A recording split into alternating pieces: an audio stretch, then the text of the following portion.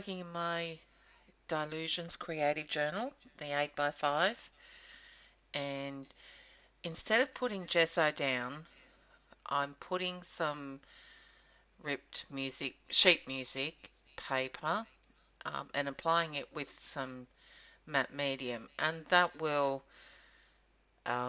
substitute for the gesso on the base of the page. However, once I do this, I do put a whitewash of gesso over it, which helps. It dulls or sends the sheet music back into the background. And you do end up seeing that sheet music, parts of it anyway, once the page is completed. I tend to hide a lot of my layers, not meaning to, but it happens. I get carried away. So I've just taken some distress paint.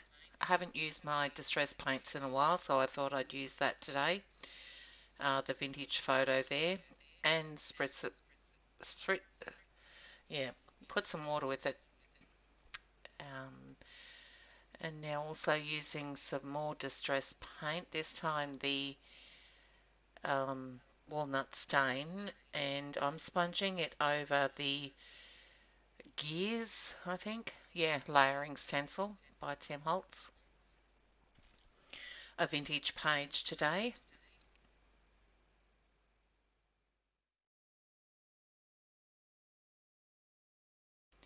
So I spent all day yesterday and today working in my journals. So there'll be a few videos up, and I tend to put them weekly now, just in case things happen, so that there's at least one going up a week. So now taking the walnut stain distress paint and sponging it over a timeworks mask. I actually found these while sorting through my boxes of product from I'm just probably 95% moved into both my areas here. So I will do um, a studio. I call it my dungeon. We'll do that a tour soon. So I'm taking those chalky finish paints that I recently bought, and applying that over the whole background, and I will dry it completely and then rub it back a bit to get a distressed look, because I'm a bit impatient and can't sit there and wait for it to dry.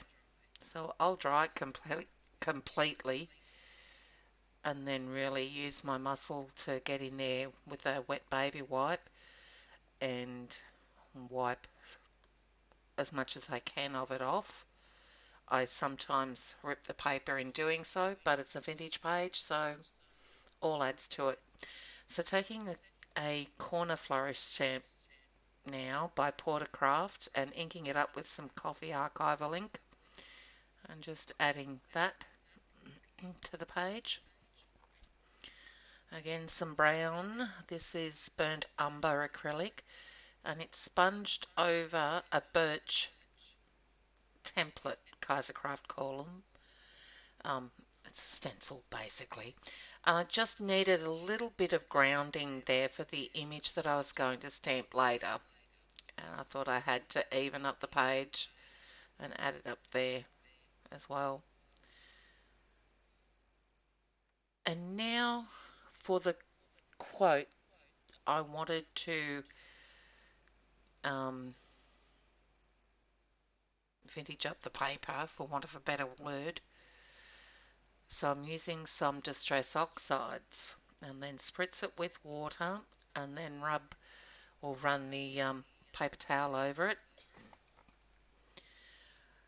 And this is some steampunk sepia starburst spray by Lindy's. Now just showing you there how wrinkled that paper is, and I'm going to put that in my inkjet printer, which I did, and you can see the ink will grab on it, but in this instance it didn't damage the quote or the poem. So I was happy with that. I didn't have to redo it. And now just tearing that out. And I think, yeah, I'm pretty sure that was just on copy paper that I printed that.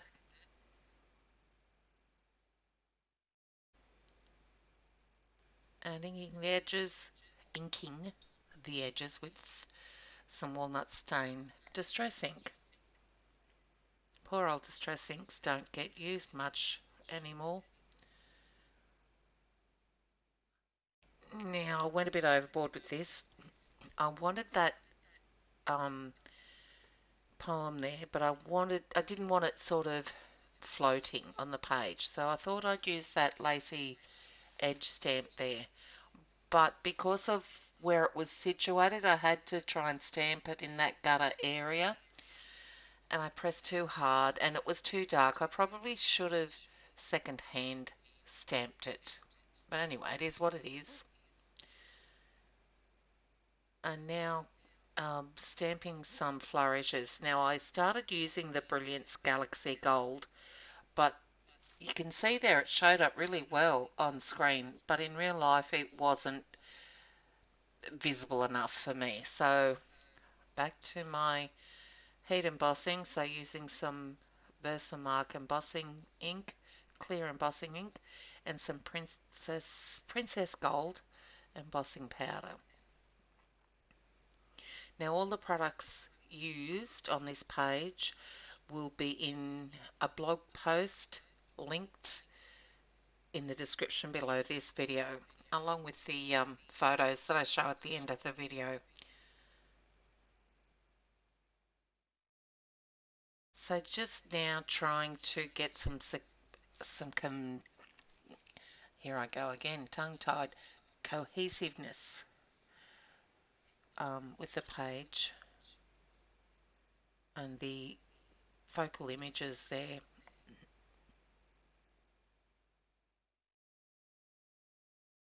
And I made a bit of a mess with the embossing powder on the desk, which is why I don't like using heat embossing, because it is pretty messy. But sometimes it's just called for and you got to do what you got to do. So the last flourish that I'm using, well, no, I do add another one later on. There, see, spilt the embossing powder there.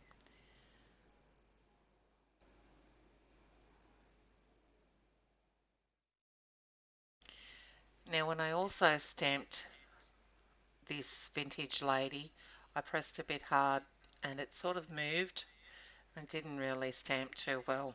And I probably should have re-stamped it on some paper and stuck it down, but I was lazy. And you'll find with clear stamps that they do tend to move. You've got to be very careful when stamping them, especially in a journal that's not that flat. Okay, just stuck that down with some Scotch Quick Dry adhesive, and I thought it needed just a little bit more, so a little bit of a gold corner flourish. Well, a flourish anyway in the corner there. Again, heat embossed.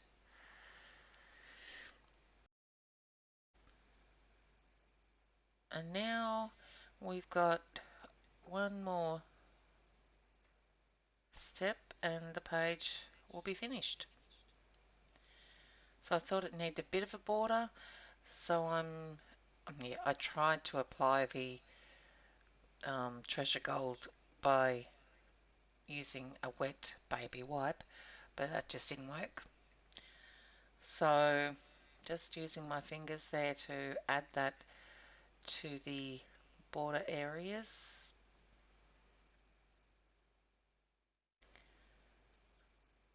And then go around it with a dry paper towel and buff it and finish it off with some Heidi Swapp Gold Colour Shine Splats.